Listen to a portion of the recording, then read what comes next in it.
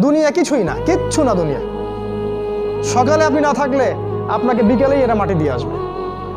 চোখ বন্ধ করে চিন্তা করবেন, রাত্রেবেলা আপনি পৃথিবীতে নাই, আপনার স্ত্রী, আপনার সন্তান, আপনার প্রতিষ্ঠান, আপনার সংগঠন, আপনার সব কিছু কি থেমে আছে না চলছে? সব চলবে ভাই, কেউ থেমে থাকবে না, শুধু আমরাই থাকবো না। অতএব আমাদের কবরের চিন্তা আমাদেরকে করতে হবে।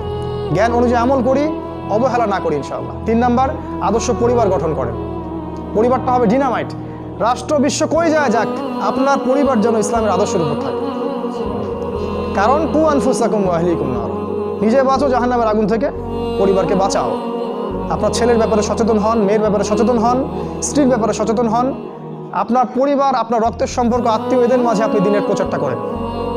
কোথায় কে জাহান্নামে যায় যাক, ওটার পরের চিন্তা আপনার, ওটা চিন্তা আপনার করতে হবে না। এখন আপনি আপনার পরিবারের দিকে ফোকাস করুন।